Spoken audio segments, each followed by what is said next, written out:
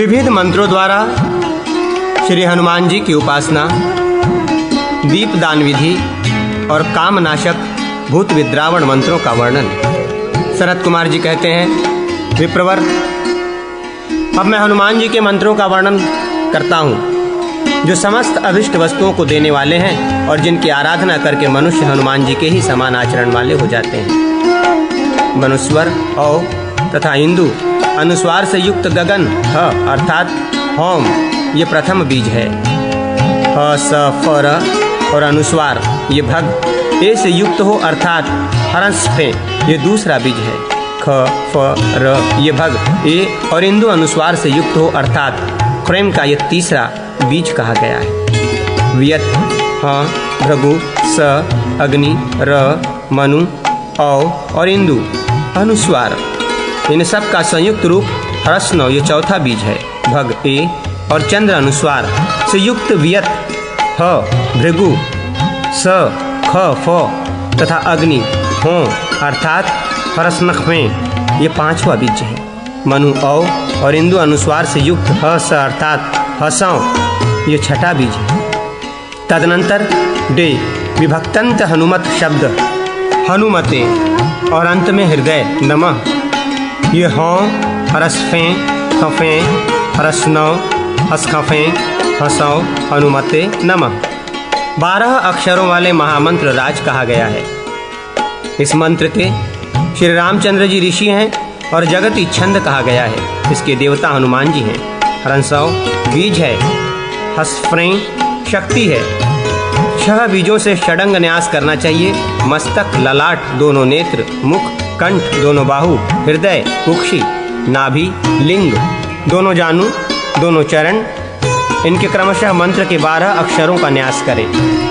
6 बीज और 2 पद इन 8 का क्रमशः मस्तक, ललाट, मुख, हृदय, नाभि, उरु, जंघा और चरणों में न्यास करें। तदनंतर अंजनी नंदन कपीश्वर हनुमान जी का इस प्रकार ध्यान करें। उदयकालीन करोड़ों सूर्यों के समान तेजस्वी हनुमान जी संपूर्ण जगत को शोभ में डालने की शक्ति रखते हैं। सुग्रीवादि प्रमुख वानर वीर उनका समादर करते हैं। वे राघवेंद्र श्री राम के चरणार बिंदुओं के चिंतन में निरंतर संलग्न हैं और अपने सेहनाथ से संपूर्ण राक्षसों को भयभीत करते हैं। ऐसे पवन कुमार हनुमान जी का भजन करना चाहिए। इस प्रकार ध्यान करके जितेंद्रिय पुरुष 12,000 मंत्र जप करे, फिर दही, दूध और घी मिलाए हुए धान की दशांश आहुति दे। पूर्वोक्त वैष्णव पीठ पर मूल मंत्र से मूर्ति की कल्पना करके उसमें हनुमान जी का आवाहन स्थापन पूर्वक पाद्यादि उपचार से पूजन करें। केसुर में हृदयादि अंगों की पूजा करके अष्टदल कमल के 8 दलों में हनुमान जी के निम्नांकित 8 नामों की पूजा करें। राम भक्त, महातेजा, कपिराज, महाबल, द्रोणादिहारक, मेरु पीठार्चन कारक, दक्षिणाश भास्कर तथा सर्व विघ्न विनाशक, इस प्रकार नामों की पूजा करके दलों के अग्रभाग में क्रमशः सुग्रीव, अंगद, नील, जामवान, नल, सुषेण, द्विविध तथा मैंद की पूजा करें। तत्पश्चात लोकपालों तथा उनके वज्र आदि आयुधों की पूजा करें। ऐसा करने से मंत्र सिद्ध हो जाता है। जो मानव लगातार 10 दिनों तक रात में 900 मंत्र जप करता है, उसके राजभय और शत्रु भय नष्ट हो जाते हैं। 108 बार मंत्र से अभिमंत्रित किया हुआ जल विष का नाश करने वाला होता है। भूत, अपस्मार, मिर्गी और कृत्या, मारण आदि के प्रयोग से ज्वर उत्पन्न हो तो उक्त मंत्र से अभिमंत्रित भस्म अथवा जल से क्रोधपूर्वक ज्वरग्रस्त पुरुष पर प्रहार करे। ऐसा करने पर वो मनुष्य 3 दिन में ज्वर से छूट जाता और सुख पाता है। हनुमान जी के उक्त मंत्र से अभिमंत्रित औषधि या जल खा पीकर मनुष्य सब रोगों को मार भगाता है और तत्क्षण सुखी हो जाता है। उक्त मंत्र से अभिमंत्रित भस्म को अपने अंगों में लगाकर अथवा उससे अभिमंत्रित जल को पीकर जो मंत्रोपासक युद्ध के लिए जाता है, वो शस्त्रों के समुदाय से पीड़ित नहीं होता। किसी शस्त्र से कटकर घाव हुआ हो या फोड़ा फूट कर बहता हो, लूता, मकरी रोग फूटा हो, 3 बार मंत्र जप कर अभिमंत्रित किए हुए भस्म से उन पर स्पर्श कराते ही वे सभी घाव सूख जाते हैं। इसमें संशय नहीं। ईशान कोण में स्थित करंज नामक वृक्ष की जड़ ले आकर उसके द्वारा हनुमान जी की अंगूठे बराबर प्रतिमा बनावे। फिर उसमें प्राण प्रतिष्ठा करके सिंदूर आदि से उसकी पूजा करें। तत्पश्चात उस प्रतिमा का मुख घर की ओर करके मंत्रोच्चारण पूर्वक उसे दरवाजे पर गाड़ दें। उससे ग्रह, अभिचार, रोग, अग्नि, विष, चोर तथा राजा आदि के उपद्रव कभी उस घर में नहीं आते और वो घर दीर्घकाल तक प्रतिदिन धनपुत्र आदि से अभ्युदय को प्राप्त होता रहता है। विशुद्ध अंतःकरण वाला पुरुष अष्टमी या चतुर्दशी को मंगलवार या रविवार के दिन किसी तख्ते पर तैलयुक्त उड़द के बेसन से हनुमान जी की सुंदर तथा समस्त शुभ लक्षणों से सुशोभित एक प्रतिमा बनावे। वाम भाग में तेल का और दाहिने भाग में घी दीपक जलाकर फिर मंत्रज्ञ पुरुष मूल मंत्र से उक्त प्रतिमा में हनुमान जी का आवाहन करें। आवाहन के पश्चात प्राण प्रतिष्ठा करके उन्हें पाद्य, अर्घ्य आदि अर्पण करें। लाल चंदन, लाल फूल तथा सिंदूर आदि से उसकी पूजा करें। धूप और दीप देकर नैवेद्य निवेदन करें। मंत्रवेत्ता उपासक मूल मंत्र से पुआ, भात, साग, मिठाई, बड़े, पकौड़ी आदि भोज्य पदार्थों को धृत सहित समर्पित करके फिर 27 पान के पत्तों को 3-3 आवृत्ति मोड़कर उनके भीतर सुपारी आदि रखकर मुख शुद्धि के लिए मूल मंत्र से ही अर्पण करें। मंत्र साधक इस प्रकार भली भांति पूजा करके 1000 मंत्र का जप करे। तत्पश्चात विद्वान पुरुष कपूर की आरती करके नाना प्रकार से हनुमान जी की स्तुति करे और अपना अभिष्ट मनोरथ उनसे निवेदन करके विधि पूर्वक उनका विसर्जन करें। इसके बाद नैवेद्य लगाए हुए अन्न द्वारा 7 ब्राह्मणों को भोजन करावें और चढ़ाए हुए पान के पत्ते उन्हीं को बांट कर दे दे। विद्वान पुरुष अपनी शक्ति के अनुसार उन ब्राह्मणों को दक्षिणा भी देकर विदा करे। तत्पश्चात इष्ट बंधुजनों के साथ स्वयं भी मौन होकर भोजन करें। उस दिन पृथ्वी पर शयन और ब्रह्मचर्य का पालन करें। जो मानव इस प्रकार आराधना करता है वो कपीश्वर हनुमान जी के प्रसाद से शीघ्र ही संपूर्ण कामनाओं को अवश्य प्राप्त कर लेता है। भूमि पर हनुमान जी का चित्र अंकित करें और उसके अग्रभाग में मंत्र का उल्लेख करें।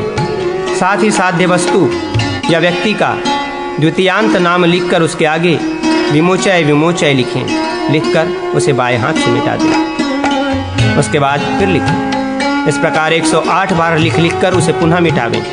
ऐसा करने पर महान कारागार से वो शीघ्र मुक्त हो जाता है। ज्वर में दुर्वा, गुरुचि, दही, दूध अथवा धृत से होम करें। शूल रोग होने पर करंज या वातारी, एरंड की समिधाओं को तैल में डुबोकर उसके द्वारा होम करें अथवा शेफालिका, सिंधुवार की तेल सिक्त समिधाओं से प्रयत्नपूर्वक होम करना चाहिए। सौभाग्य सिद्धि के लिए चंदन, कपूर, रोचना, इलायची और लवंग की आहुति दें। वस्त्र की प्राप्ति के लिए सुगंधित पुष्पों से हवन करें।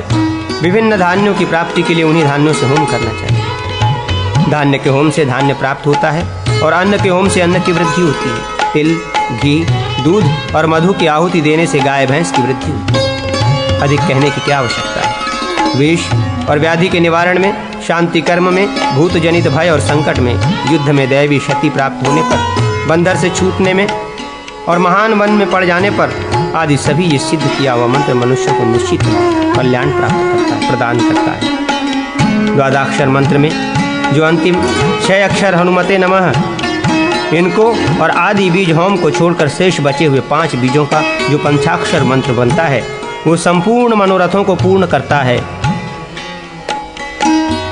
इसके श्री रामचंद्र जी ऋषि गायत्री छंद और हनुमान देवता कहे गए हैं। संपूर्ण कामनाओं की प्राप्ति के लिए इसका विनियोग किया जाता है। इसके 5 बीजों तथा संपूर्ण मंत्र से षडंगन्यास करें। रामदूत, लक्ष्मण प्राणदाता, अंजनी सूत, सीता शोक विनाशन तथा लंका प्रासाद भंजन ये 5 नाम हैं। इनके पहले हनुमत ये नाम और है। हनुमत आदि 5 नामों के आदि में 5 बीज और अंत में डेंग विभक्ति लगाई जाती है। अंतिम नाम के साथ उक्त 5 बीज जुड़ते हैं। यही षडंग न्यास के 6 मंत्र हैं। इसके ध्यान पूजन आदि कार्य पूर्वोक्त द्वादशाक्षर मंत्र के समान ही। प्रणोम, वाग्भो ऐं, पद्मा श्रीं, 3 दीर्घ स्वरों से युक्त माया बीज ह्रांग हिंग हंग तथा 5 कू रस्फने खने रस्नो असखने हंसो। ये 11 अक्षरों का मंत्र संपूर्ण सिद्धियों को देने वाला है। इसके भी ध्यान पूजन आदि सब कार्य पूर्वक होते हैं। इस मंत्र की आराधना की जाए तो वो समस्त अभिष्ट मनोरथों को देने वाला है। नमो भगवते आंजनेयाय महाबलाय स्वाहा। यह 18 अक्षरों का मंत्र है। इसके ईश्वर ऋषि अनुष्टुप छंद पवन कुमार हनुमान देवता हैं। हम बीज और स्वाहा शक्ति। ऐसा मनुष्य पुरुषों का कथन है। आंजनेयाय नमः का हृदय में, रुद्रमूर्तये नमः का सिर में, वायुपुत्राय नमः का शिखा में, अग्निगर्भाय नमः का कवच में, रामदूताय नमः का नेत्रों में तथा ब्रह्मस्त्राय नमः के अर्थ स्थान में, अस्त्र स्थान में न्यास करें। इस प्रकार न्यास विधि करेंगे।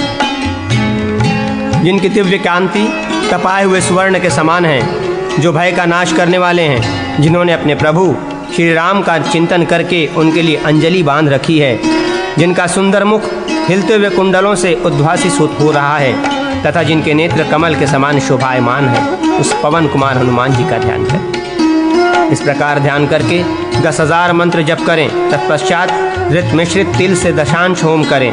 पूर्वोक्त रीति से वैष्णव पीठ पर पूजन करें। प्रतिदिन केवल रात में भोजन का नियम लेकर जितेंद्रिय भाव से 108 बार जप करें तो मनुष्य छोटे मोटे रोगों से दूर हो जाता है, इसमें संशय नहीं है। बड़े भारी रोगों से मुक्त होने के लिए तो प्रतिदिन 1000 जप करना चाहिए।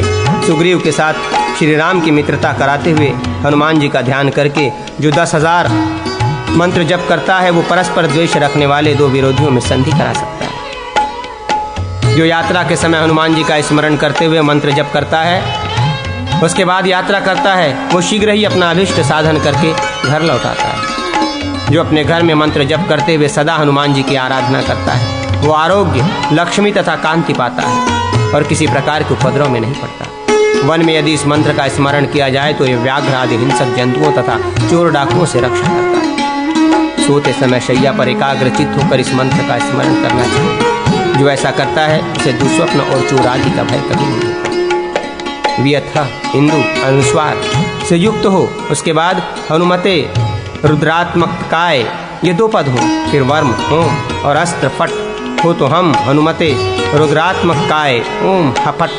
ये 12 अक्षरों का महामंत्र होता है, जो अणिमा आदि अष्ट सिद्धियों को देने वाला है। इसके श्री रामचंद्र जी ऋषि, जगति छंद, श्री हनुमान जी देवता, हम बीज और हुम शक्ति कही गई है। 6 दीर्घ स्वरों से युक्त बीज आम हिम हुम हेंग होम हम के द्वारा षडंग न्यास करें।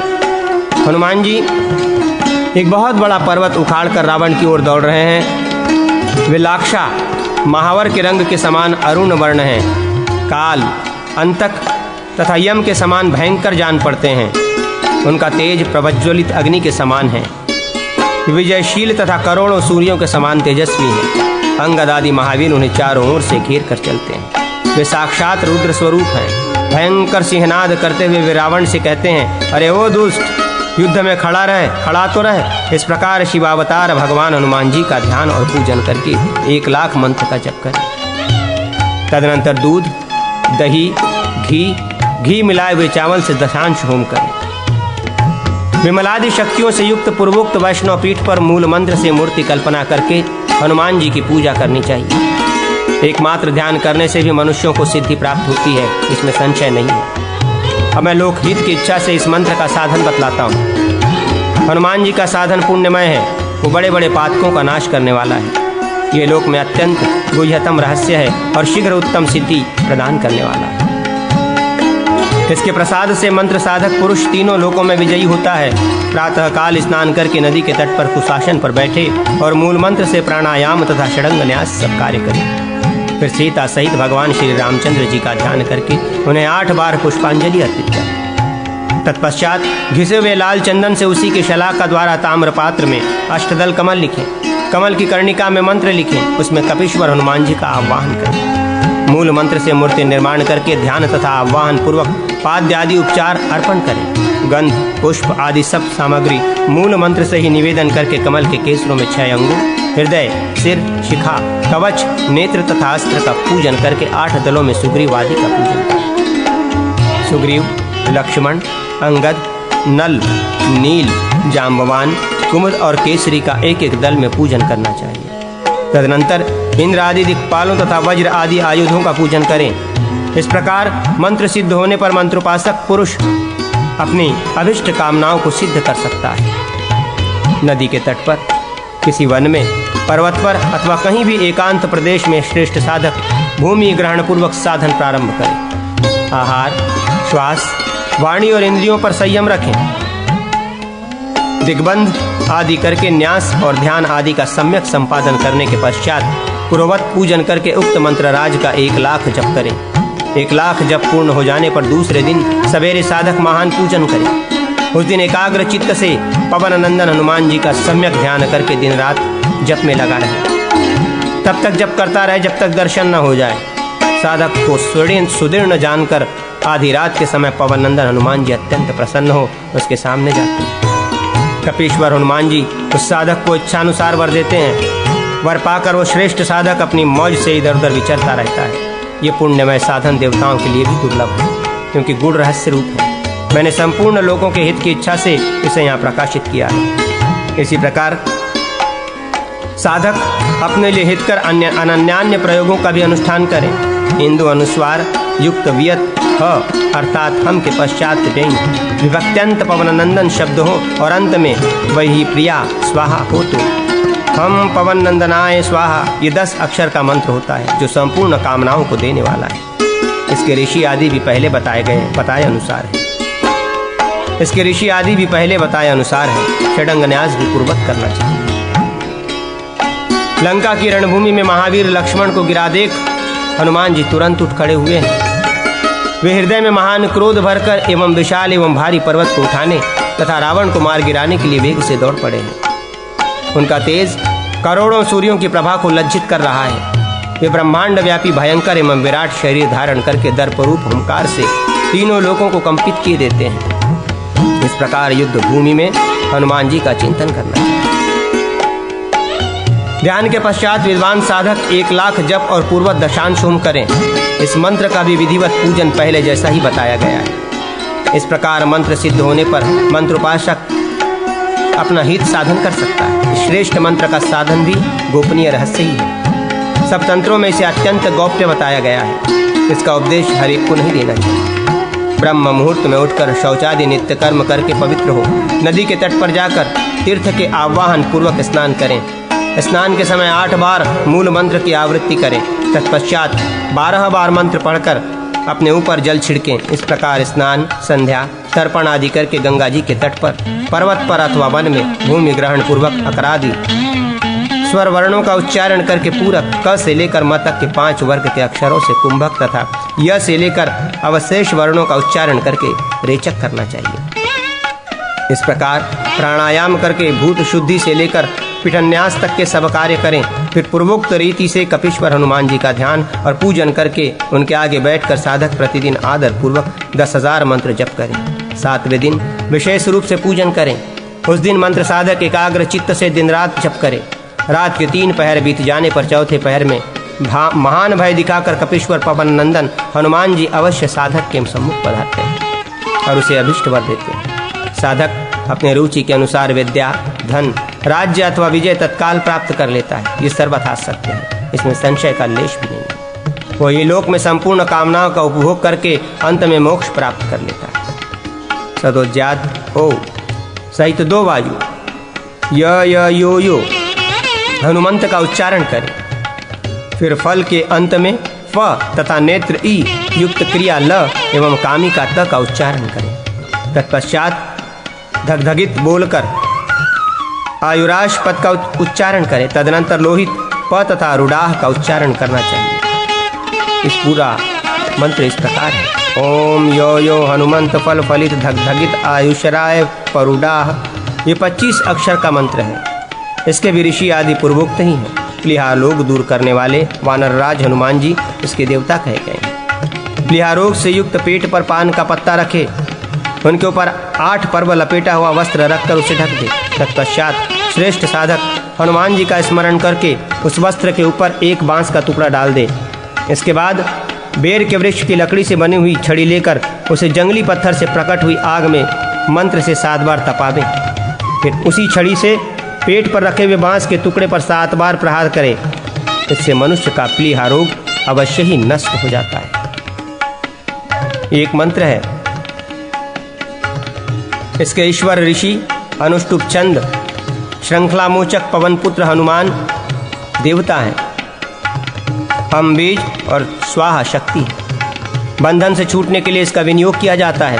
6 दीर्घ स्वर तथा रेफयुक्त बीज मंत्र से षडंग न्यास करें।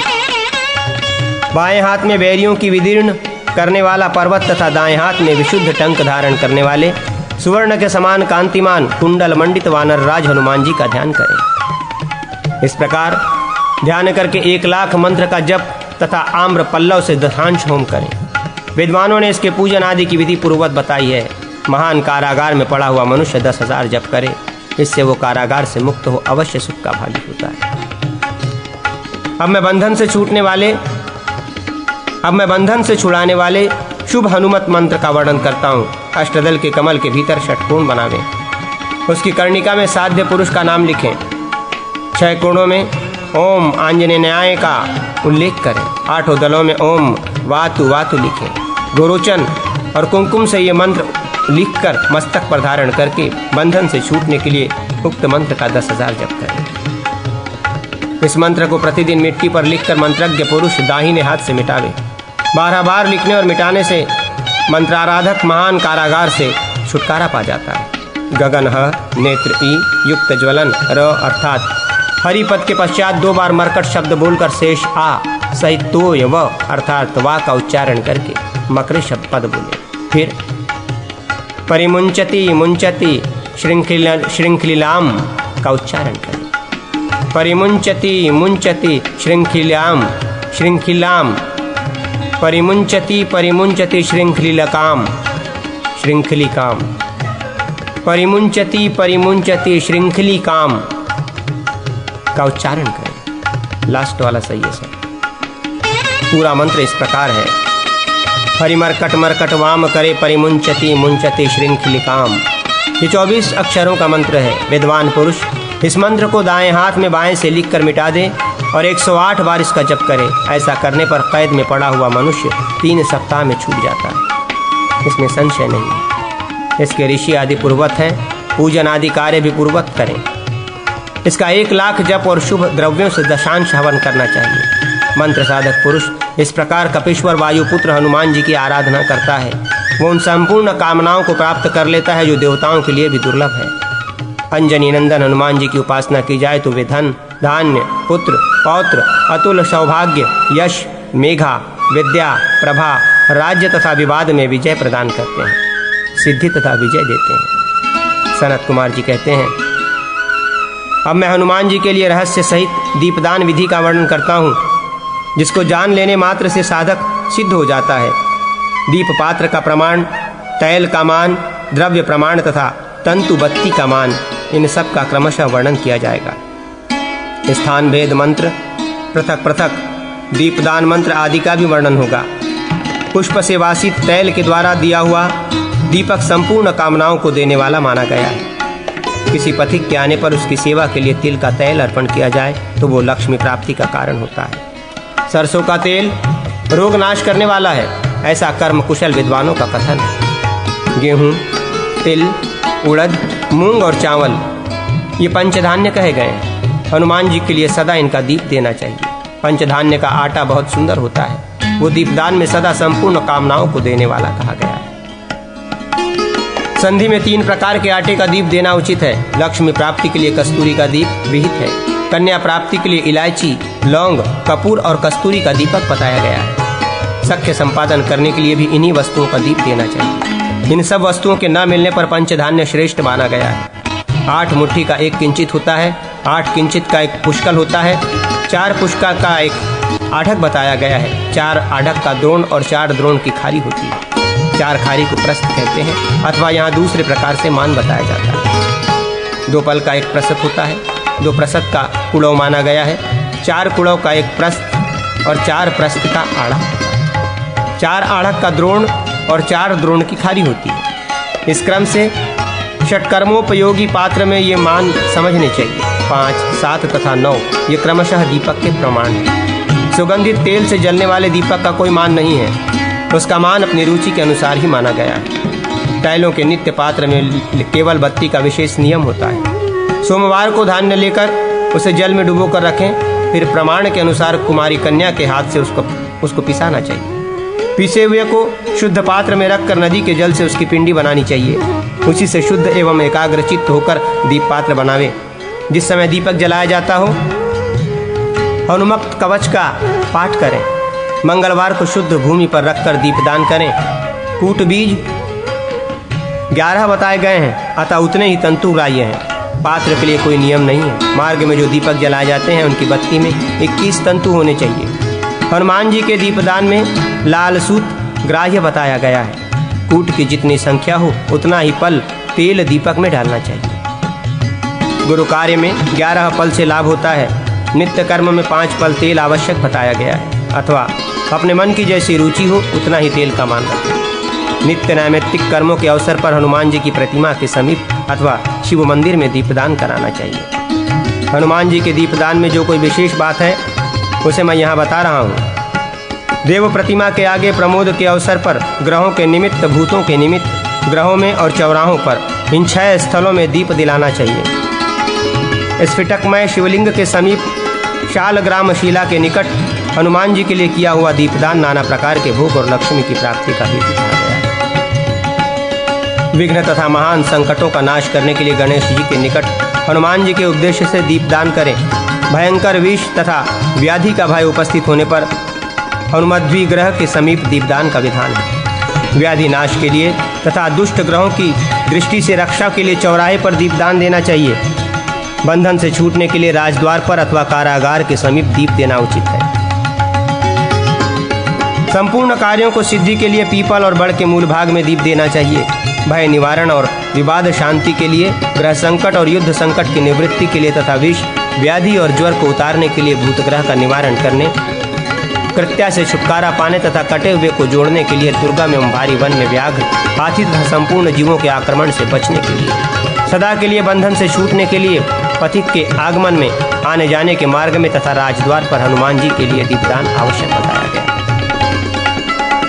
11, 21 और पिंड 3 प्रकार का मंडलमान होता है।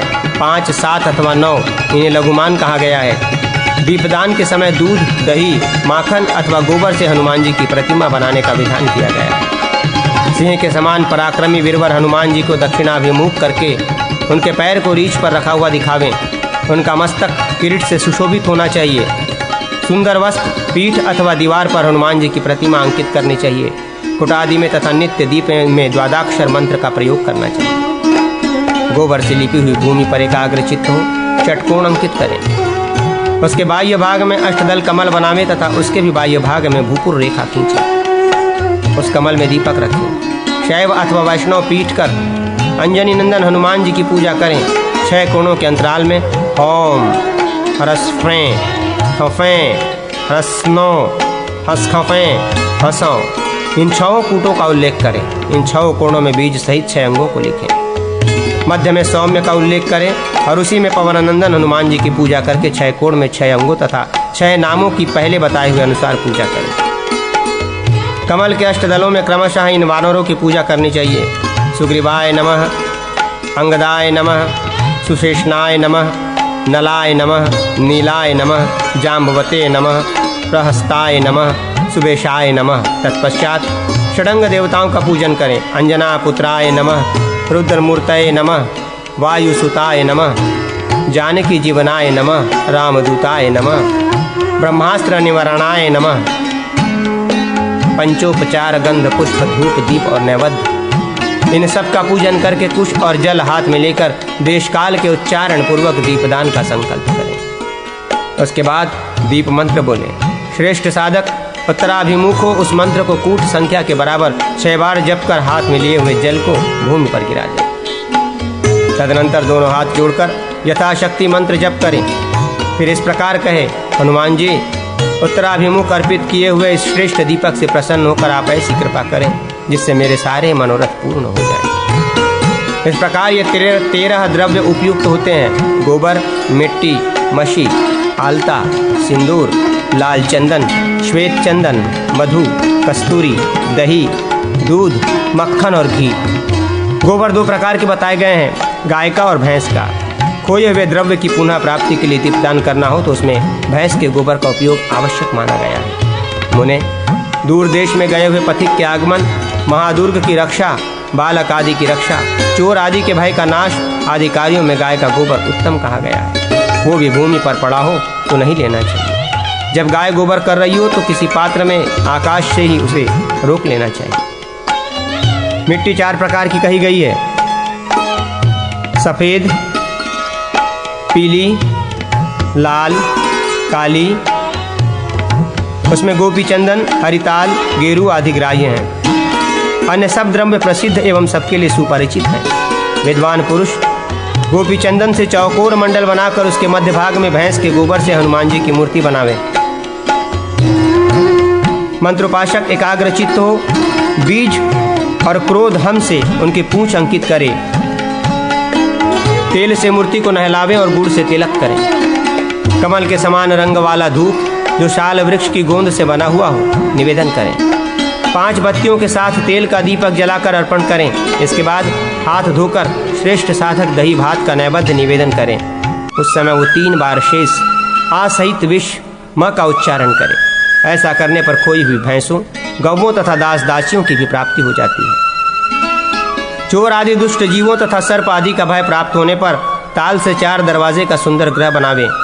पूर्व के द्वार पर हाथी की मूर्ति बिठावे और दक्षिण द्वार पर भैंस की, पश्चिम द्वार पर सर्प और उत्तर द्वार पर व्याघ्र स्थापित करें। इसी प्रकार क्रम से पूर्वादि द्वारों पर खड्ग, छुरी, दंड और मुदुर अंकित करके मध्य भाग में भैंस के गोबर से मूर्ति बनावे। उसके हाथ में डमरू धारण करावें और यत्नपूर्वक ये चेष्टा करें कि मूर्ति से ऐसा भाव प्रकट हो वो चकित नेत्रों से देख रही है। उसे दूध से नहलाकर उसके ऊपर लाल चंदन लगावें। चमेली के फूलों से उसकी पूजा करके शुद्ध धूप की गंध दें। घी का दीपक देकर खीर का नैवेद्य अर्पण करें। गगनः, दीपिकाऊ और इंदु अनुस्वार अर्थात हुम और शस्त्र फट ये आराध्य देवता के आगे जपें। इस प्रकार 7 दिन करके मनुष्य भारी भय से मुक्त हो जाता है। उक्त दोनों प्रयोगों का प्रारंभ मंगलवार के दिन आदर पूर्वक करना चाहिए। शत्रु सेना के भय प्राप्त होने पर गेरू से मंडल बनाकर उसके भीतर थोड़ा झुका हुआ ताड़ का वृक्ष अंकित करें। उस पर से लटकती हुई हनुमान जी की प्रतिमा गोबर से बना दें। उसके बाएं हाथ में ताल का अग्रभाग और दाहिने भाग में ज्ञान मुद्रा हो। ताड़ की जड़ से 1 हाथ दूर अपनी दिशा में एक चौकोर मंडल बनावें। उसके मध्य भाग में मूर्ति अंकित करें। उसका मुख दक्षिण की ओर हो। वो हनुमंत मूर्ति बहुत सुंदर बनी हो। हृदय में अंजलि बांधे बैठी। जल से उसको स्नान कराकर यथासंभव गंध आदि उपचार अर्पण करें। फिर घृत मिश्रित खिचड़ी का नैवेद्य निवेदन करें और उसके आगे किली किली का जप बताया गया है। प्रतिदिन ऐसा ही करें। ऐसा करने पर पथिकों का शीघ्र समागम होता है। जो प्रतिदिन विधि पूर्वक हनुमान जी को दीप देता है उसके लिए तीनों लोकों में कुछ भी असाध्य नहीं है। उसके हृदय में दुष्टता भरी हो, जिसकी बुद्धि दुष्टता का ही चिंतन करती हो, जो शिष्य होकर भी विनय शून्य और चोखला हो, ऐसे मनुष्य को कभी इसका उपदेश नहीं देना चाहिए। कृतज्ञ को कदापि इस रहस्य का उपदेश न दे। जिसके शील स्वभाव की भली भांति परीक्षा कर ली गई हो उस साधु पुरुष को ही इसका उपदेश देना चाहिए। अब मैं तत्व ज्ञान प्रदान करने वाले दूसरे मंत्र का वर्णन करूंगा। तार ओम नमो हनुमते इतना कहकर 3 बार जाठर म का उच्चारण करें। फिर दनशोभम कहकर 2 बार सनहर क्रियापद बोलें। उसके बाद आत्मतत्वम बोलकर 2 बार प्रकाश का उच्चारण करें। इसके बाद वर्म ओम अस्त्र फट और वही जाया स्वाहा का उच्चारण करें। पूरा मंत्र यूँ है: ओम नमो हनुमते ममम मदम शोभम सनहर आत्मतत्वम प्रकाशय प्रकाशय ओम फट स्वाहा। ये 36 अक्षरों का मंत्र है। इसके वशिष्ठ मुनि, अनुष्टक छंद और हनुमान देवता हैं। 7-7, 6, 4, 8 और 4 मंत्राक्षरों द्वारा षडंग न्यास करके कपीश्वर हनुमान जी का इस प्रकार ध्यान करें। हनुमान जी का बायां हाथ घुटने पर रखा हुआ है। दाहिना हाथ ज्ञान मुद्रा में स्थित हो हृदय से लगा है। वे आध्यात्म तत्व का चिंतन करते हुए कदली वन में बैठे हुए हैं। उनकी कांति उदयकाल के कोटि कोटि सूर्यों के समान है। ऐसे ज्ञानदाता श्री हनुमान जी का ध्यान करना चाहिए। इस प्रकार ध्यान करके 1 लाख जप करें और धृत सहित तिल की दशांश आहुति दें। फिर पूर्वोक्त पीठ पर पूर्ववत प्रभु हनुमान जी का पूजन करें। ये मंत्र जप किए जाने पर निश्चय ही काम विकारक का नाश करता है और साधक कपीश्वर हनुमान जी के प्रसाद से तत्व ज्ञान प्राप्त कर लेता है। अब मैं भूत भगाने वाले दूसरे उत्कृष्ट मंत्र का वर्णन करता हूँ। ओम श्री महाअंजनाय पवन पुत्र वेशाय वेशय श्री हनुमते फट। ये 25 अक्षर का मंत्र है। इस मंत्र के ब्रह्मा ऋषि, गायत्री छंद, हनुमान देवता, श्रीम बीज और फट शक्ति कही गई है। 6 दीर्घ स्वरों से युक्त बीज द्वारा षडंग न्यास करें। जिसका मुख लाल और शरीर सुवर्णगिरी के सदृश क्रांतिमान है, जो पारिजात कल्पवृक्ष के नीचे उसके मूल भाग में बैठे हुए हैं, उन अंजनी नंदन हनुमान जी का श्रेष्ठ साधक चिंतन करें। इस प्रकार ध्यान करके 1 लाख जप करें और मधु, घी एवं शक्कर मिलाए हुए तिल से दशांश होकर विद्वान पुरुष पूर्वोक्त पीठ पर पूर्वोक्त रीति से पूजन करें। मंत्रोपासक इस मंत्र द्वारा यदि ग्रहग्रस्त पुरुष को झाड़ दे तो वो ग्रह चीखता चिल्लाता हुआ उस पुरुष को छूकर भाग जाता है। इन मंत्रों को सदा गुप्त रखना चाहिए। जहाँ तहाँ सबके सामने इन्हें प्रकाश में नहीं लाना चाहिए। खूब जांचे बुझे हुए शिष्य को अथवा अपने पुत्र को इसका उपदेश करना चाहिए।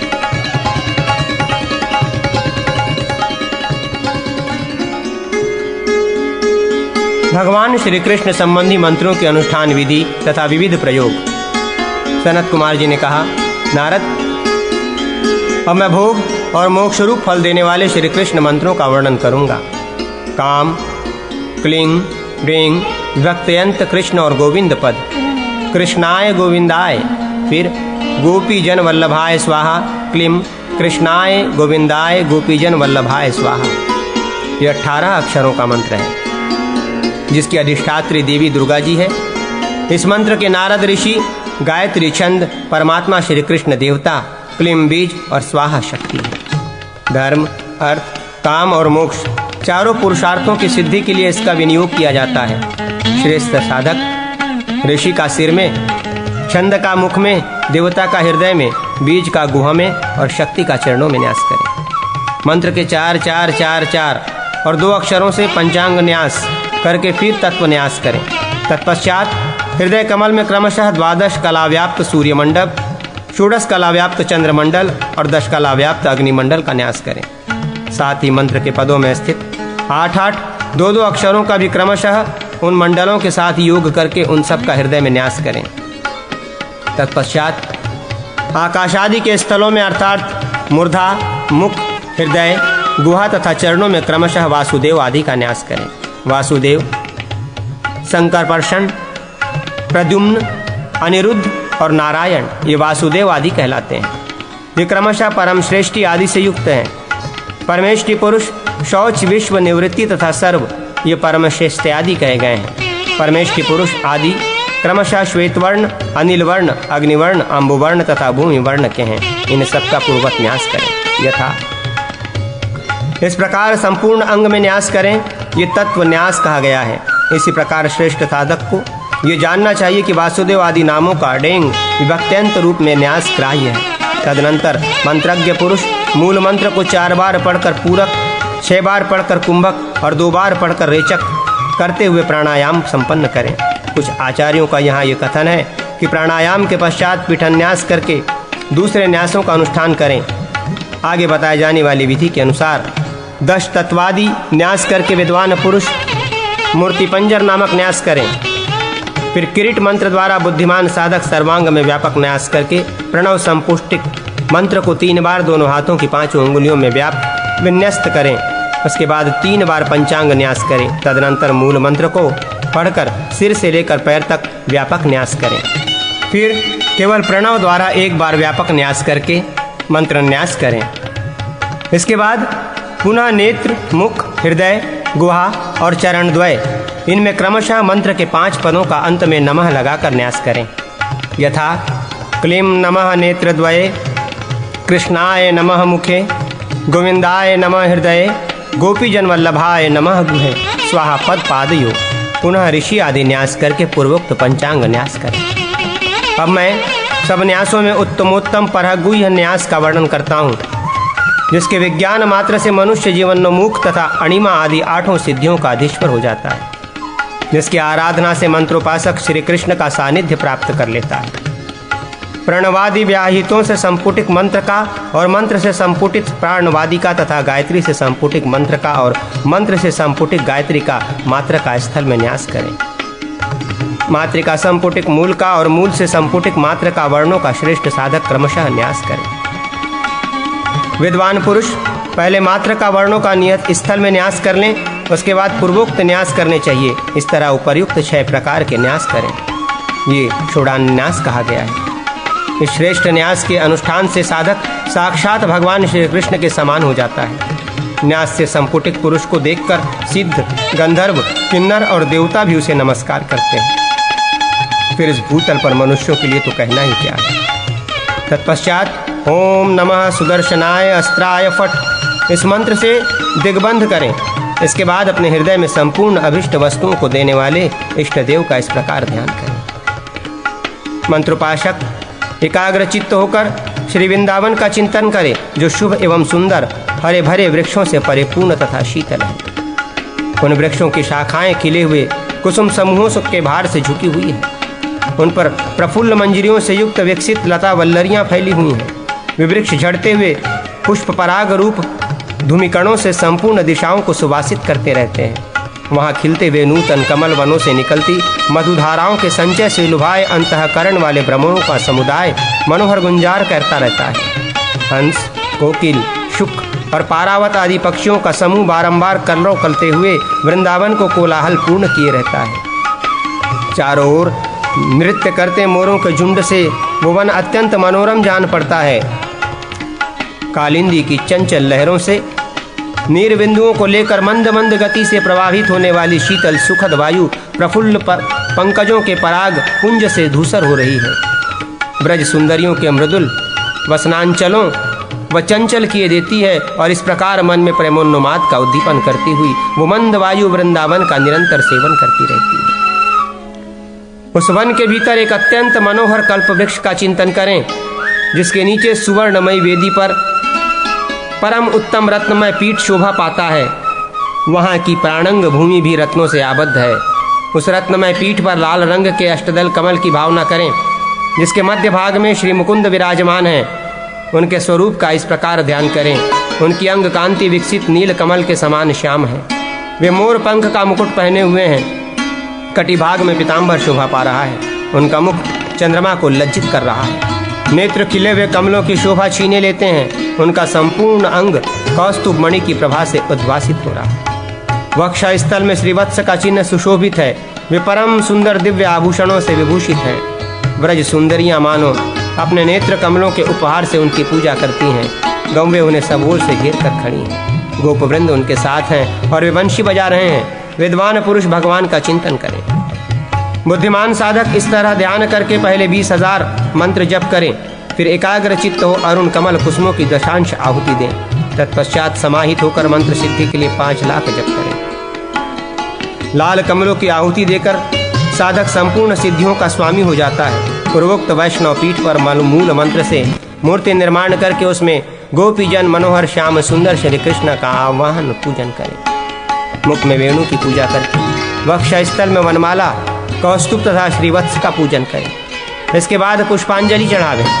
तत्पश्चात बुद्धिमान उपासक देवेश्वर श्री कृष्ण का चिंतन करते हुए उनके दक्षिण भाग में श्वेत चंदन चर्चित श्वेत तुलसी को तथा वाम भाग में रक्त चंदन चर्चित लाल तुलसी को समर्पित करें। इसके बाद 2 अश्वमार कनेर पुष्पों से उनके हृदय और मस्तक की पूजा करें। तदनंतर शीर्ष भाग में विधिपूर्वक 2 कमल पुष्प समर्पित करें। तत्पश्चात उनके संपूर्ण अंगों में 2 तुलसी दल, 2 कमल पुष्प तथा 2 अश्वमार श्वेत रक्त कनेर कुसुम चढ़ाकर फिर सब प्रकार के पुष्प अर्पण करें। गोपाल श्री कृष्ण के दक्षिण भाग में अविनाशी निर्मल चैतन्य स्वरूप भगवान वासुदेव का तथा वाम भाग में रजोगुण स्वरूपा नित्य अनुरक्ता रुक्मणी देवी का पूजन करें।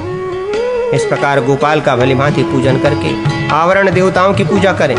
दाम, सुदाम, वसुदाम और किंकिणी इनका क्रमशः पूर्व, दक्षिण, पश्चिम और उत्तर में पूजन करें। दाम आदि शब्दों के आदि में प्रणव और अंत में डेंग विभक्ति तथा नमः पद जोड़ने चाहिए। यथा ओम दामाय नमः इत्यादि। यदि दाम शब्द नान्त हो तो दाग्न में नमः ये रूप होगा। अग्नि, नैऋत्य, वायव्य तथा ईशान कोणों में क्रमशः हृदय, सिर, शिखा तथा कवच का पूजन करके संपूर्ण दिशाओं में अस्त्रों का पूजन करें। फिर 8 दलों में रुक्मिणी आदि पटरानियों की पूजा करें। रुक्मिणी, सत्यभामा, नागनिजीति, सुविंदा, मित्रविंदा, लक्ष्मणा, जाम्बवती तथा सुशीला, ये सब की सब सुंदर सुरम्य एवं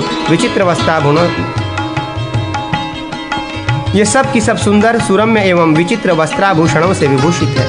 तदनंतर अष्टदलों के अग्रभाग में वसुदेव देवकी, नंद यशोदा, बलभद्र सुभद्रा तथा गोप और गोपियों का पूजन करें। इन सबके मन, बुद्धि तथा नेत्र गोविंद में ही लगे हुए हैं।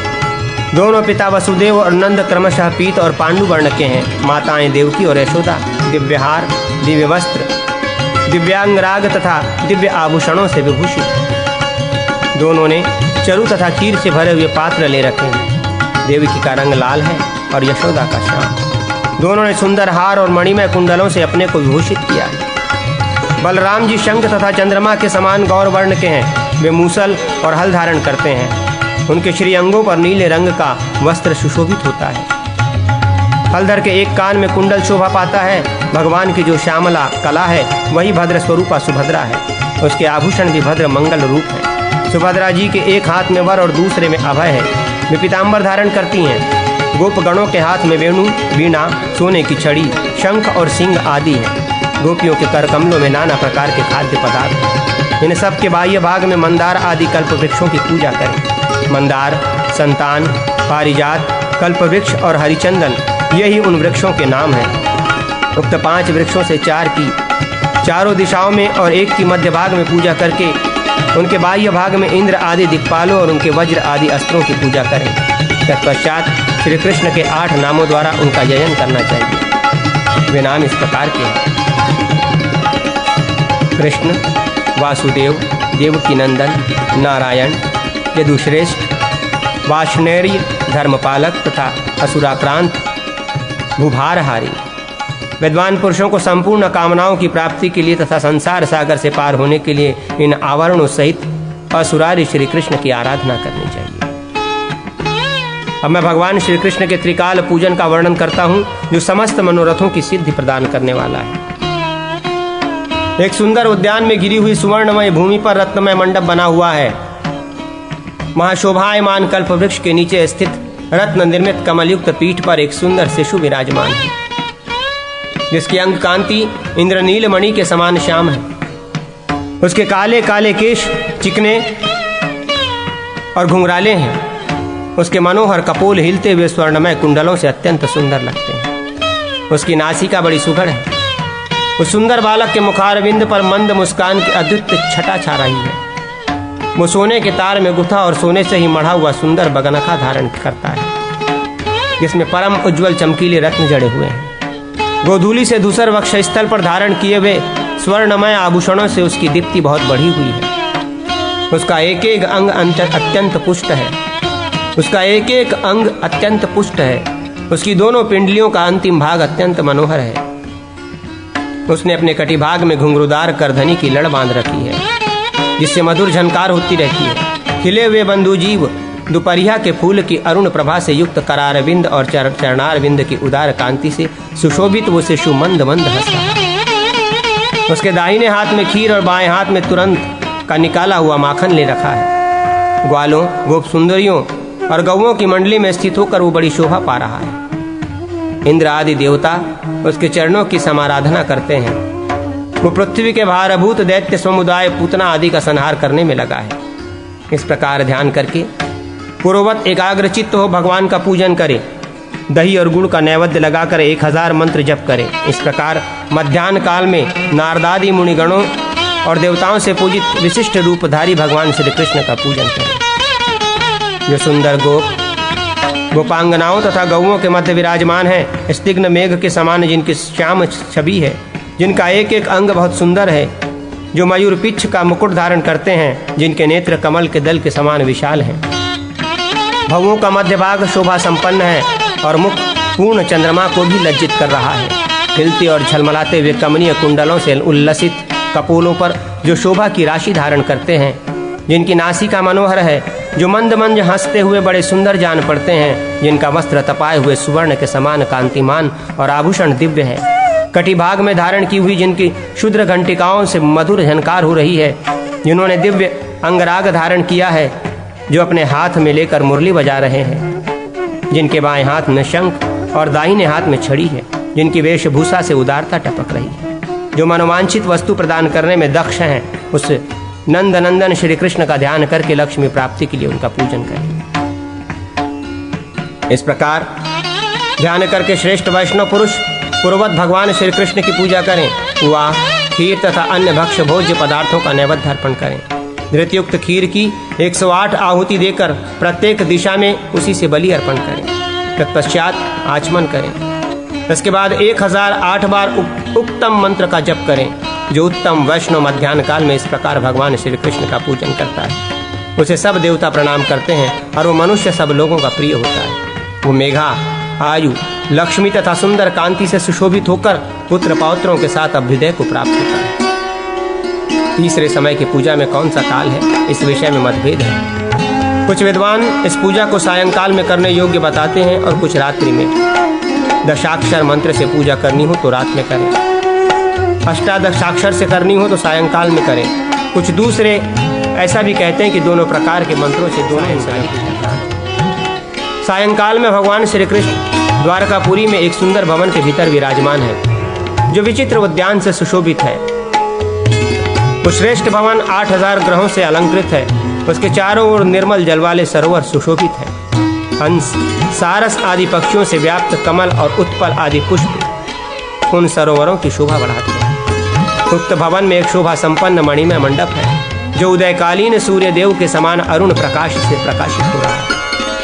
उक्त मंडप के भीतर सुवर्णमय कमल की आकृति का सुंदर सिंहासन है, जिस पर त्रिभुवन मोहन श्री कृष्ण बैठे हैं, जिसके आत्मतत्व का निर्णय करने के लिए मुनियों के समुदाय ने उन्हें सब ओर से घेर रखा है। उनसे आत्मतत्व का निर्णय कराने के लिए मुनियों के समुदाय ने उन्हें सब ओर से घेर रखा है। भगवान श्याम सुंदर उन मुनियों को अपने अविनाशी परमधाम का उपदेश दे रहे हैं। उनकी अंग कांति विकसित नील कमल के समान श्याम है। दोनों नेत्र प्रफुल्ल कमल दल के समान विशाल है। सिर पर स्तिग्न अलकावलियों से संयुक्त सुंदर किरीट सुशोभित है। गले में मनवाला शोभा पा रहे हैं। प्रसन्न मुखारविंद मन को मोहे लेता है। कपोलों पर मकरावृत कीर्ति कुंडल झलमला रहे हैं। वक्ष स्थल में श्रीवत्स का चिन्ह है। वहीं कौस्तुभ मणि अपनी प्रभा बिखेर रही है। उनका स्वरूप अत्यंत मनोहर है। उनका वक्ष स्थल केसर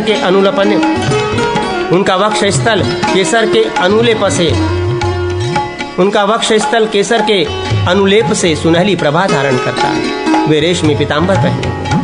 विभिन्न अंगों में हार, बाजूबंद, कड़े और करधनी आदि आभूषण उन्हें अलंकृत कर रहे हैं। उन्होंने पृथ्वी का भारी भार उतार दिया। उनका हृदय परमानंद से परिपूर्ण है तथा उनके चारों हाथ शंख, चक्र, गदा और पद्म से सुशोभित है। इस प्रकार ध्यान करके मंत्रोपासक भगवान की पूजा करें। हृदय, सिर, शिखा, कवच, नेत्र और अस्त्र इनके द्वारा प्रथम आवरण बनता है। रुक्मणी आदि पटरानियों द्वारा द्वितीय आवरण संपन्न होता है। तृतीय आवरण में नारद, पर्वत, विष्णु, निषट, उद्धव, दारुक, विश्वक्सेन तथा सात्विकी है। इनका 8 दिशाओं में और विनीतानंदन गरुड़ का भगवान के सम्मुख पूजन करें। चौथे आवरण में लोकपालों के साथ और 5वें आवरण में वज्र आदि आयुधों के साथ उत्तम वैष्णव भगवत पूजन का कार्य संपन्न करें। इस प्रकार विधि पूर्वक पूजा करके खीर का नैवेद्य अर्पण करें। फिर जल में खांड मिश्रित दूध की भावना करके उस जल द्वारा तर्पण करें। उसके बाद मंत्रोपासक पुरुषोत्तम भगवान श्री कृष्ण का ध्यान करते हुए मूल मंत्र का 108 बार जप करें।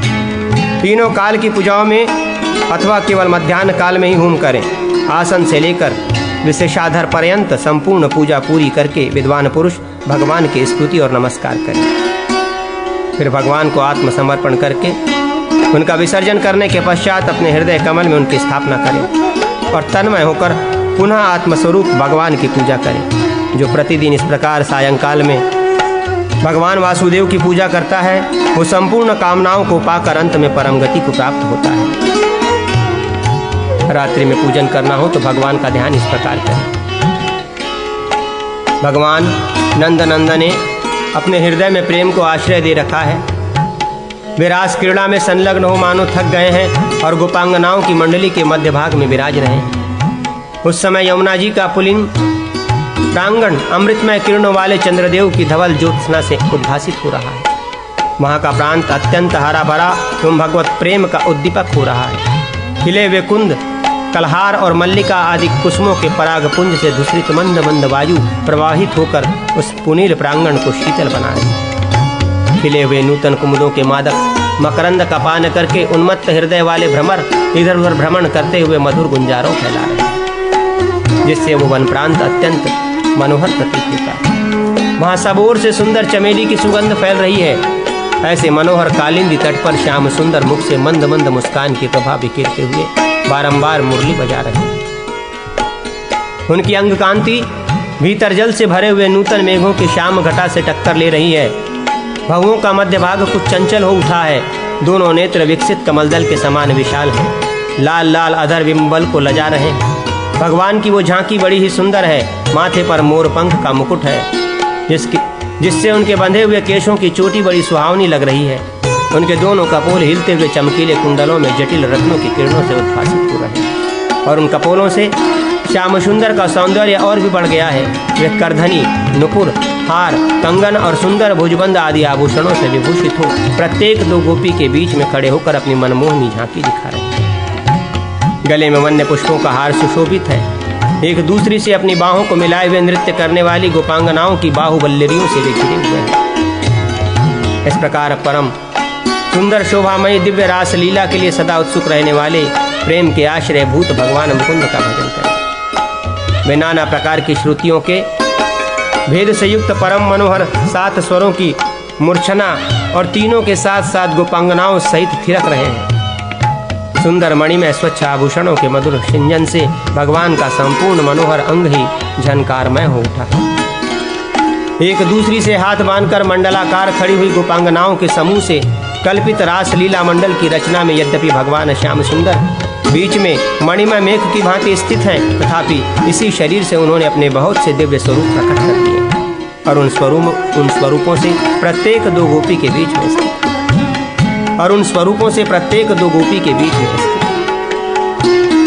इस प्रकार ध्यान करके मंत्रोपासक भगवान की पूजा करें। हृदयादि अंगों द्वारा प्रथम आवरण की पूजा होती है। धन संपत्ति की इच्छा रखने वाला श्रेष्ठ वैष्णव पूर्वोक्त कैशव कीर्ति आदि 16 जोड़ों की कमल पुष्पों द्वारा पूजा करें। उन सब के नाम के आदि में क्रमशः 16 स्वरों को संयुक्त करें। तदनंतर इंद्र आदि दिक्पालों और वज्र आदि आयुधों की पूजा करें। एक मोटा, गोल और चिकना खूंटा जिसकी ऊंचाई एक बित्ते की हो पृथ्वी में गाड़ दे और उसे पैरों से दबाकर एक दूसरे से हाथ मिलाकर उसके चारों ओर चक्कर देना रास गोष्ठी कही गई। इस प्रकार पूजा करके दूध, घी और मिश्री मिलाकर भगवान को नैवेद्य अर्पण करें और 16 प्याले लेकर उनमें मिश्री मिलाई हुई खीर परोसे और पूर्वोक्त जोड़ों को क्रमशः अर्पण करें। फिर शेष कार्य पूर्वक करके मंत्रोपासक 1000 मंत्र जप करें। तत्पश्चात स्तुति, नमस्कार और प्रार्थना करके पूजन का शेष कार्य भी समाप्त करें। इस प्रकार जो उपासक भगवान श्री कृष्ण का पूजन करता है वो समृद्धि का आश्रय होता है तथा अणिमा आदि 8 सिद्धियों का स्वामी हो जाता है, इसमें संशय नहीं। यही लोक में वो विविध भोगों का उपभोग करके अंत में भगवान विष्णु के धाम में जाता है। इस तरह पूजा आदि के द्वारा मंत्र के सिद्ध होने पर अभिष्ट मनोरथों की सिद्धि करें। अथवा विद्वान पुरुष 28 बार मंत्र जब पूर्वक तीनों समय भगवान की पूजा करें। उस काल में कथित परिवारों आवरण देवताओं का भी तर्पण करें। प्रातः काल गुड़ मिश्रित दही से, मध्याह्न काल में मक्खन युक्त दूध से और सायंकाल में मिश्री मिलाए हुए दूध से श्रेष्ठ वैष्णव तर्पण करें। मंत्र के अंत में तर्पणीय देवताओं के नामों में द्वितीय विभक्ति जोड़कर अंत में तर्पयामि पद का प्रयोग करें। तत्पश्चात शेष पूजा पूरी करें। भगवत प्रसाद स्वरूप जल से अपने आप को सींचकर उस जल को पिए। उससे तृप्त होकर देवताओं का विसर्जन करके तन्मय हो मंत्र जप करें। अब सकाम भाव से किए जाने वाले तर्पणों में आवश्यक द्रव्य बताए जाते हैं। शास्त्रोक्त विधान संबंधी उन वस्तुओं का आश्रय लेकर उनमें से किसी एक का भी सेवन करें।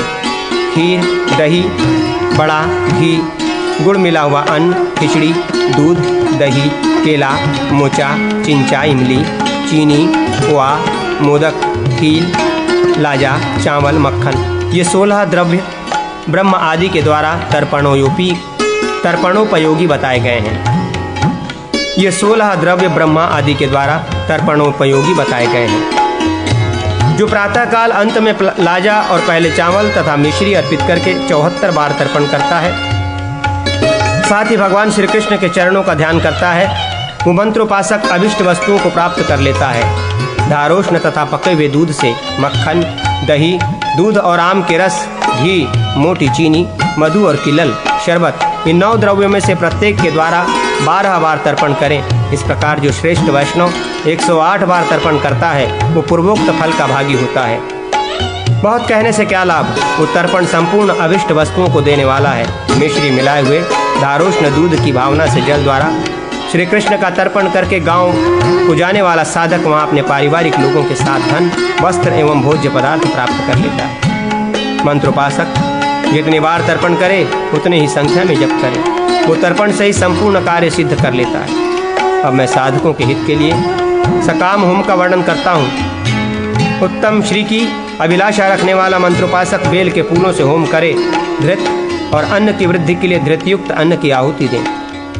अब मैं एक उत्तम रहस्य का वर्णन करता हूँ जो मनुष्यों को मोक्ष प्रदान करने वाला है। साधक अपने हृदय कमल में भगवान देवकी नंदन का इस प्रकार ध्यान करें।